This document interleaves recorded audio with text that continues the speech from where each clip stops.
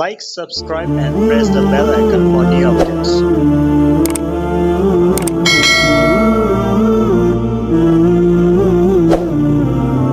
نحمده ونصلي ونسلم على رسوله الكريم اما بعد فاعوذ بالله من الشيطان الرجيم بسم الله الرحمن الرحيم وقالت اليهود يد الله مغلولة غلت أيديهم ولعنوا بما قالوا بل يداه مبسوطتان ينفق كيف يشاء ولا يزيدن كثيرا منهم ما أنزل إليك من ربك طغيانا وكفرا وألقينا بينهم العداوة والبغضاء إلى يوم القيامة كلما أوقدوا نارا للحرب أطفأها الله ويسعون في الأرض فسادا والله لا يحب المفسدين ولو أن أهل الكتاب آمنوا واتقوا لكفرنا عنهم سيئاتهم ولأدخلناهم جنات النعيم ولو أنهم أقاموا التوراة والإنجيل وما أنزل إليهم من ربهم لأكلوا من فوقهم ومن تحت أرجلهم منهم أمة مقتصدة وكثير منهم ساء ما يعملون صدق الله العظيم اللهم صل على سيدنا ومولانا محمد وعلى آل سیدنا و مولانا محمد وبارک وسلم ثم صلی علیہ۔ یہودیوں کے متعلق آیات چل رہی ہیں، تو اہل یہود اللہ رب العزت کی نافرمانیوں کے اندر کافی زیادہ آگے چلے گئے، تو اللہ نے ان پر زجر کی۔ مذکورہ آیات کے اندر بھی یہودیوں کی ایک خدا اور اللہ رب العزت کی گستاخی کا بیان ہو رہا ہے۔ ہوا یوں کہ حضور نبی کریم صلی اللہ علیہ وسلم کے مدینہ جانے سے پہلے وہاں کی سب سے چودھری اور وہاں کے سب سے جو بڑے وڈیرے تھے وہ یہودی تھے۔ بڑے ریل پیل تھی، لوگوں کو سود پہ پیسے دیتے، لوگ ان کے مطیع تھے، لوگ ان کے غلام تھے، گدیاں ان کے پاس تھیں، سرداری ان کے پاس تھی۔ حضور کے آنے سے پہلے عبداللہ بن ابی بن سلول کو سردار بنانے کی تیاری ہو رہی تھی۔ اللہ کے نبی صلی اللہ علیہ وسلم تشریف لے گئے۔ اب انصار کا رخ ہو گیا حضور نبی کریم صلی اللہ علیہ وسلم کی طرف۔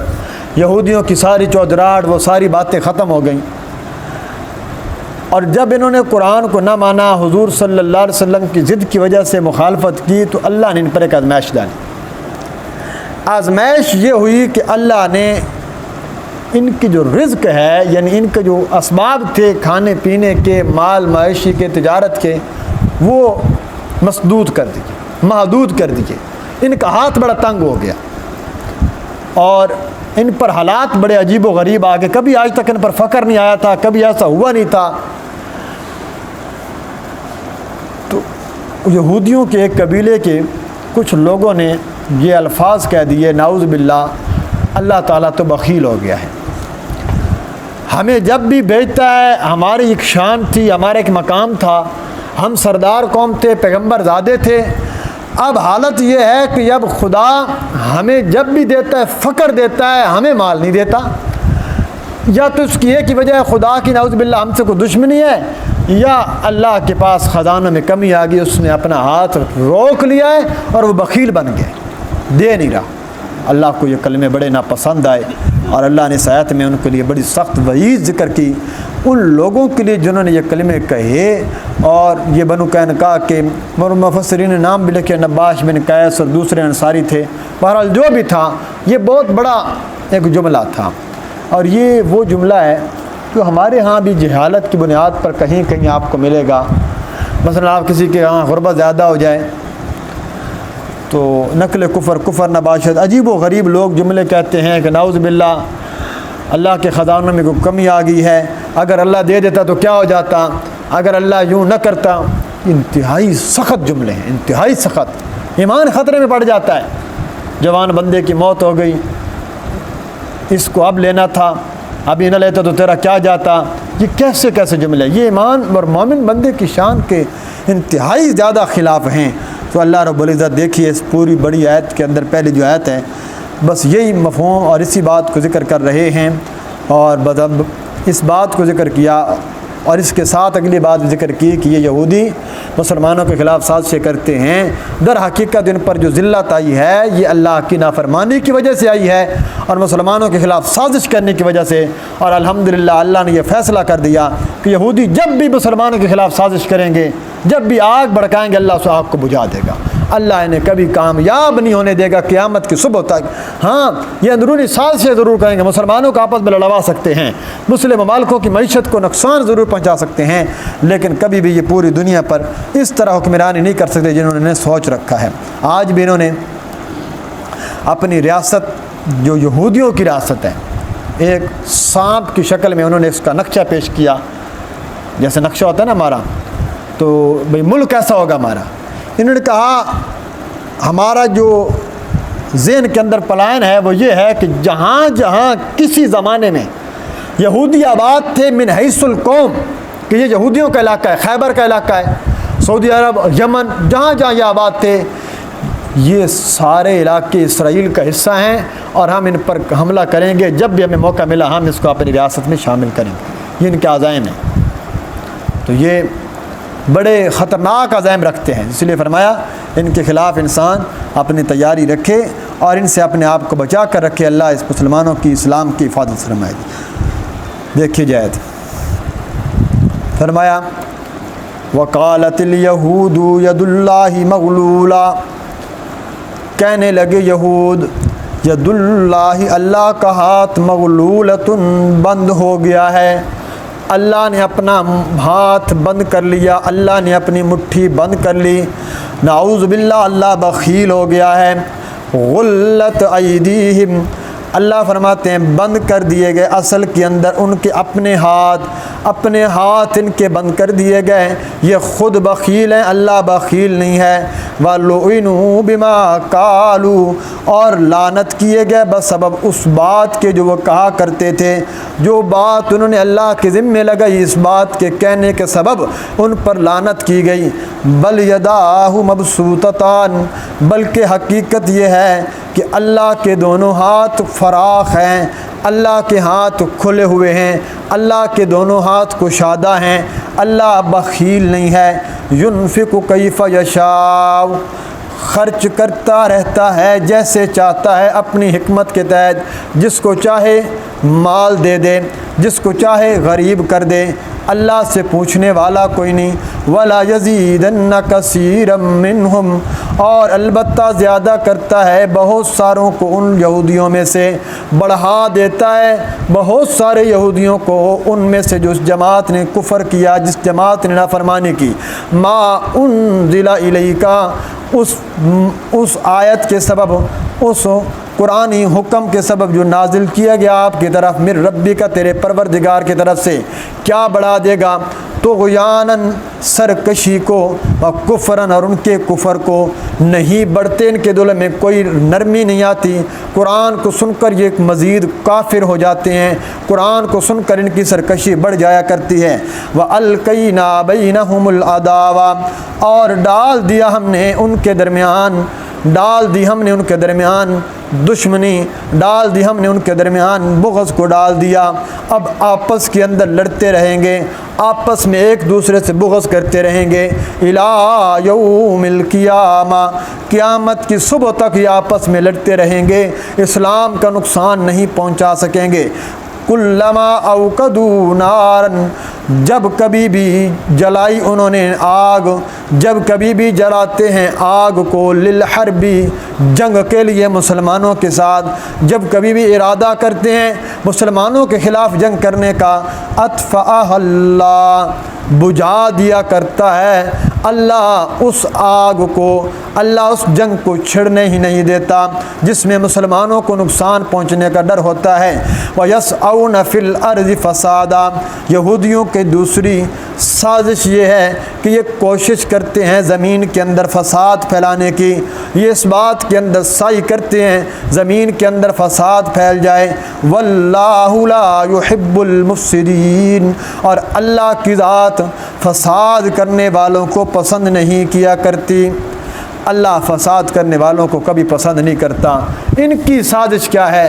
یہ چاہتے ہیں کہ مسلمانوں کے خلاف کیا کریں؟ آگ جنگ کی بھڑکائی رکھیں. دیکھیں جہاں ایک تھوڑی سی مشابہات کی قبیل ہے کہ پیچھے بھی ہماری کچھ آیتیں گزری، میں نے وہاں بھی بتلایا. اب اللہ یہودیوں نے کہا اللہ نے اپنی مٹھی بند کر لی، اللہ نے اپنا ہاتھ بند کر لیا. اب اللہ کو چاہیے تھا اللہ یوں جواب دیتے اگر عقل کے تقاضے کے مطابق دیکھا جائے. بھئی اصل تو ان کے ہاتھ بند کر دیے گئے، اللہ کے تو ہاتھ ہیں ہی کو نہیں. اللہ کیا کہتے ہیں؟ نہیں، بلکہ یداہ مبسوطتان، اللہ کے ہاتھ بند نہیں، اللہ کے ہاتھ کھلے ہوئے. اب یہ اس نظریے کے خلاف ہے جو نظریہ ہمارا ہے، اہل سنت والجماعت کا ہے. اللہ جسم سے پاک ہے، اللہ کا نہ ہاتھ ہے، نہ کان ہے، نہ پاؤں ہے. اللہ کے لیے جسم ماننا کفر ہے. اللہ جسم سے پاک ہے، پوری کائنات کو گھیرے ہوئے ہے اللہ. لیکن یہاں یہ جو ید کا لفظ آتا ہے، کہیں چہرے کا لفظ آتا ہے، اس کا مطلب یہاں ید کا مطلب ہوتا ہے عرب کے اندر اللہ بالکل اسی طرح کلام کرتا ہے جس طرح اس معاشرے میں کلام چل رہا ہوتا ہے. جیسے یہاں پر مثلا عرب کے اندر ایک محاورہ مشہور ہے جی کہ فلاں بندے کے نا گھر میں راکھ بڑی ہوتی ہے، کثیر الرماد. یہ ایک محاورہ ہے. راکھ چاہیے، وہ فلاں گھر چلے جاؤ اس کے اندر راکھ بڑی ہے. راکھ کہتے ہیں یہ جو سوا جسے ہم بولتے ہیں. تو راکھ بڑی ہے کیا مطلب؟ اس کے گھر میں مہمان زیادہ آتے ہیں، وہ مہمان نواز بڑا ہے. جب مہمان آتے ہیں تو لکڑیاں جلاتا ہے، لکڑیاں جلاتا ہے تو راکھ کیا ہو جاتی ہے؟ زیادہ ہوتی ہے. تو عرب کہتے ہیں جس کے گھر میں راکھ زیادہ ہو وہ زیادہ مہمان نواز ہوا کرتا ہے.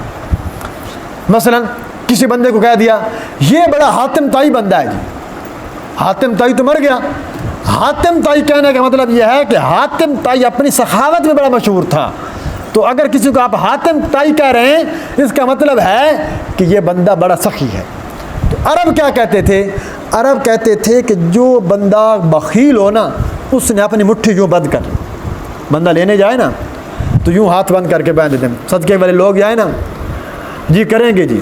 اب یہ کیا ہے؟ یہ ایک محاورہ ہے کہ جس نے نہ دینا ہوتا ہے وہ اپنے ہاتھ بند کر لیتا ہے اور وہ دیتا شتا کچھ نہیں. بخیل کی علامت ہے.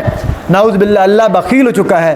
اللہ کہتے ہیں بخیل تو تم ہو چکے ہو کہ میرے نبی کی شان کے خلاف بکواس کرتے ہو، اللہ کے خلاف بکواس کرتے ہو. تم اچھی طرح جانتے ہو کہ اللہ کے نبی سچے پیغمبر ہیں اور اس کے باوجود تم یہ بات اپنے لوگوں کو نہیں بتلاتے. بخیل تو تم ہو. اللہ نے تو اپنے ہاتھ پھیلا رکھے ہیں، یعنی اللہ کے ہاتھ بڑے کشادہ ہیں. کیا مطلب؟ اللہ کا خزانہ تو اتنا بڑا ہے، ساری کائنات مل کر قیامت کی صبح تک اللہ کے خزانے کو کھاتی رہے، اتنی بھی کمی نہیں آئے گی جیسے سمندر میں سوئی ڈبو کے باہر نکالتے تھے. اللہ کے تو اتنے خزانے، اللہ بڑے خزانوں کا مالک ہے. تو جو صحابہ کرام رضوان اللہ علیہ مجمعین سفر میں گئے نا تو وہاں پر سفر میں حالت یہ ہو گئی. صحابی واقعہ سناتے ہیں کہ آپ نے جب مدینہ لوٹے کہ اس جنگل میں ہم چل رہے تھے تو اتنی کیفیت کہ پورا دن ہم ایک کھجور کے اوپر گزارا کرتے تھے. ایک کھجور بس وہی کھانی ہے، 24 گھنٹے گزارا کرنے ہیں. 24 گھنٹے کے بعد امیر ہمیں ایک کھجور اور دیتا تھا. تو پوچھنے والے نے کہا کہ آپ کا گزارا کیسے ہوتا تھا؟ فرمایا یہ نہ پوچھو، ہمارا گزارا اس کھجور کی قدر بھی تب ہوئی جب وہ کھجوریں بھی ختم ہو. اب امیر نے کہا کہ اب کھجوریں بھی کونی ہے، اب وہ جو گٹھلیاں تھیں وہ چوس کر وہ ہم گزارا کرتے ہیں. بالآخر گٹھنے پر بھی کیا ہوتا؟ ختم ہو گئیں. اب کیا کرتے ہیں؟ درختوں کے پتے ہم توڑتے اور اس کو چباتے.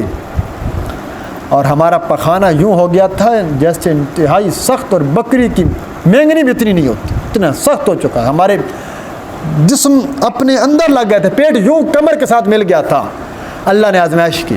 اب صحابہ سے بڑھ کر خدا کا ولی کوئی نہیں ہو سکتا جی. اگر کسی پر بھوک آ جائے تو اس کا مطلب یہ نہیں خدا ناراض ہے، اور خدا آزمائش کرتا ہے کہ یہ دعویٰ کر رہا ہے دیکھ تو صحیح دعوے میں سچا کتنا ہے.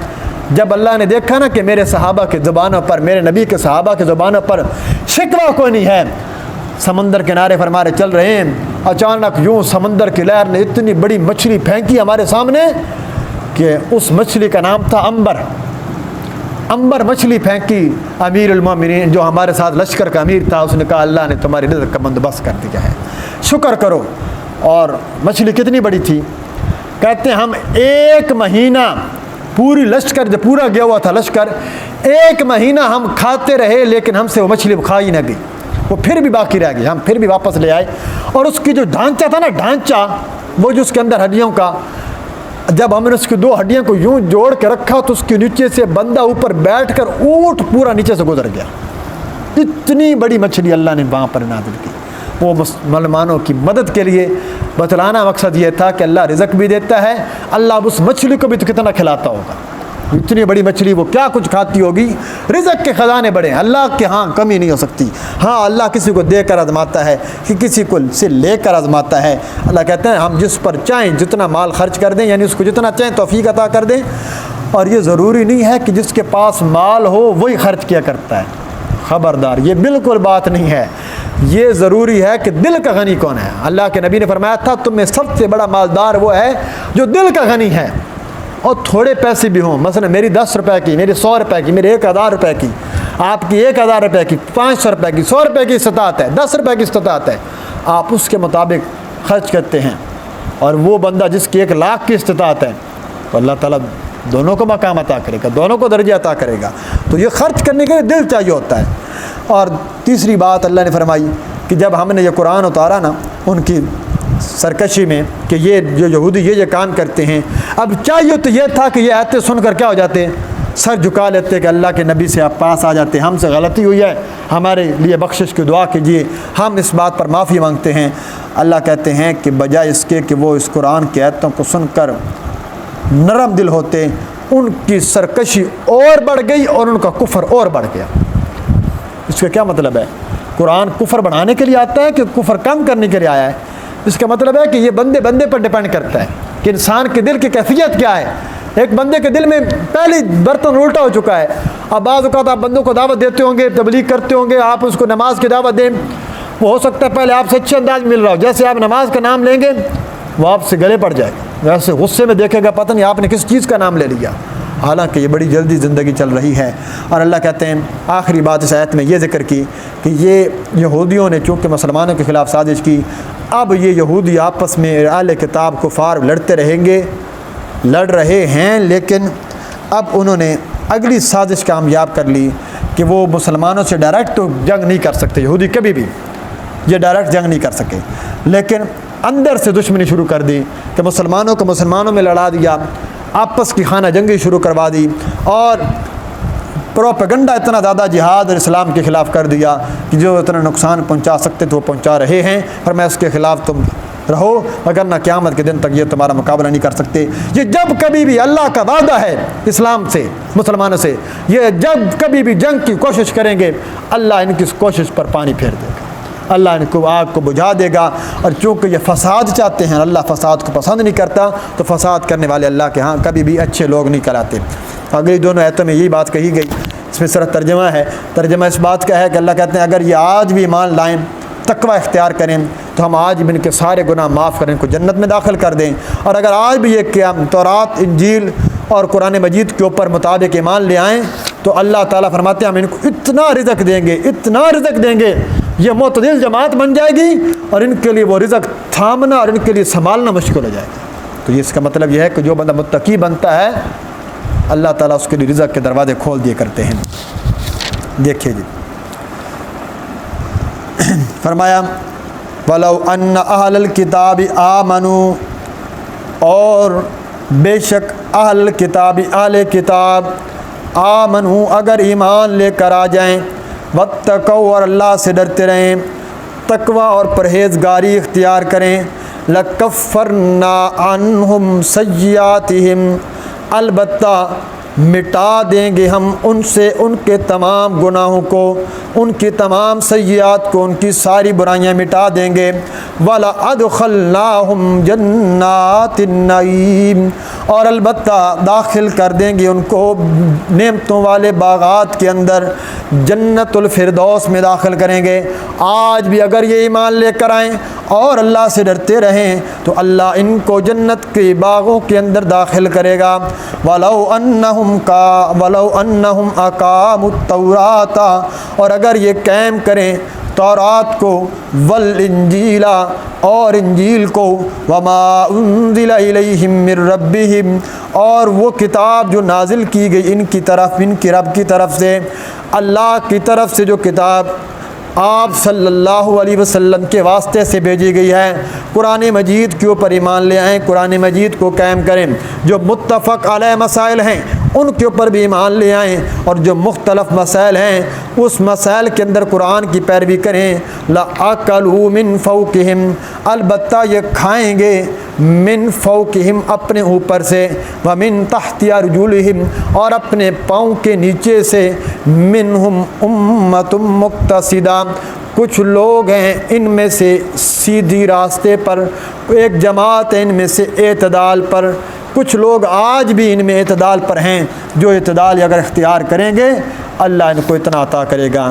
ایک بات صرف یہاں پر کرنی ہے جی، وہ یہ ہے کہ آج بھی جو لوگ پریشان حال ہے نا، حضرت حسن بصری رحمۃ اللہ علیہ بیٹھے ہوئے تھے اپنی مسجد سے لگا کے بیٹھے ہوئے، بندہ آ گیا، حضرت بارشیں نہیں ہو رہی، کھیتیاں خشک ہیں، کوئی وظیفہ بتلائیں، فرمایا استغفار کرو۔ دوسرا آ گیا، اس نے کہا حضرت اولاد نہیں ہوتی، فرمایا استغفار کرو۔ تیسرا آ گیا، گھر میں کچھ نہیں ہے، پریشانی ہے، حالات بڑے خراب ہیں، فرمایا استغفار کرو۔ اب وہ جو مرید بیٹھے تھے، حضرت تین بندے آئے، حاجتیں الگ الگ پیش کی، ایک کی اولاد نہیں ہوتی، ایک کے گھر میں مال نہیں ہے، ایک کی بارش نہیں ہو رہی، کھیتیاں خشک ہیں۔ آپ نے تینوں کا علاج ایک ہی بتلایا، فرمایا کہ اللہ قرآن میں کہتے ہیں کہ جو اپنے گناہوں کی بخشش مانگے گا اور متقی بنے گا، ہم اس کو رزق بھی دیں گے، ہم اس کو اولاد کثیر بھی دیں گے، ہم اس کے رزق کا بندوبست بھی کریں گے، ہم وقت پر بارش بھی نازل کریں گے۔ استغفار بڑی کثرت کا، اور یہ تو دن بڑے خوبصورت ایام چل رہے ہیں، بڑی خوبصورت راتیں چل رہی ہیں، تو استغفار کی کثرت کیا کریں، کم از کم ایک تسبیح روزانہ پڑھا کریں، چلتے پھرتے پورا کریں۔ حضور علیہ السلام فرماتے ہیں کہ اللہ کے صحابہ فرماتے ہیں حضور صلی اللہ علیہ وسلم ایک ایک مجلس میں 70 مرتبہ یوں آپ کی زبان استغفر اللہ ربی من کل ذنب واتوب الیہ، استغفر اللہ، یہ حضور علیہ السلام پڑھ رہے ہیں، تو ہمارے لیے تو کتنے گناہ ہیں جی۔ تو فرمایا کہ یہ ایک تو اس بات میں، دوسرا متقی بنیے، اللہ سے ڈرتے رہیے، اللہ آپ کے سارے گناہ معاف کر دے گا۔ یہ اصل حکم تھا اس دور کے یہودیوں کے لیے، لیکن آج کے یہودی بھی اگر ایمان لے آئیں، متقی بن جائیں، تو اللہ کہتے ہیں ہم ان کو قرآن اور ان تورات پر ایمان لیں، ہم ان کو پر کیا کریں گے، یہ اتنا رزق کریں گے۔ ہم یہ کہتے ہیں نا، وہ محاورہ مشہور ہے، اللہ چھپر پھاڑ کر دے گا، یہ فوقم کا مطلب یہ ہے، اتنا دے گا سنبھالنا مشکل ہو جائے گا کہ ہر طرف ریل پیل ہو جائے گی مال کی۔ اللہ کہتے ہیں اگر مثال دیکھنی ہے تو عبداللہ بن سلام کی دیکھ لو، مثال دیکھنی ہے تو حبشہ کے بادشاہ کی دیکھ لو، انہوں نے حضور علیہ السلام پر ایمان لایا، اللہ نے ان کے ایمان کو قبول کیا، اللہ نے ان پر نعمتیں دیں، لیکن یہ بہت تھوڑے لوگ ہیں۔ وَكَثِيرٌ مِّنْهُمْ سَاءَ مَا يَعْمَلُونَ، بہت سارے لوگ ان میں سے برے ہیں، ما یعملون، جو وہ عمل کر رہے ہیں، بہت برے اعمال وہ کر رہے ہیں، برے کام ان میں اکثر لوگ کرتے ہیں۔ تو کثیر کی طرف نہیں جانا، جمہوریت کی طرف نہیں جانا، کثیر لوگ اکثر کیا کرتے ہیں، برے کام کرتے ہیں، کثرت نہیں دیکھی جاتی ہے حق جانب کیا ہے، اصل حقیقت کس طرف ہے، اس کی طرف ہمیشہ چناؤ کیا کریں۔ وَكُونُوا مَعَ الصَّادِقِينَ، سچے لوگوں کے ساتھ ہو جائیے، تو آج بھی جو بندہ متقی بنے گا اللہ اس کو یہ نعمتیں دیں گے۔ جو تقوی اختیار نہیں کرتا، آج بھی گھروں میں بڑی پریشانی ہے، بڑے حالات خراب ہے لوگوں کے، استغفار شروع کر دیجئے، تقوی شروع کر دیجئے، اتنا بڑا اللہ کا وعدہ ہے، اللہ ویسے ایسی جگہ سے رزق عطا کرے گا کہ انسان کی سوچ و گمان بھی نہیں ہوگا۔ اللہ کریم سے دعا اللہ تعالی ہمیں صحیح معنوں میں قرآن و سنت پر عمل کی توفیق عطا فرمائے۔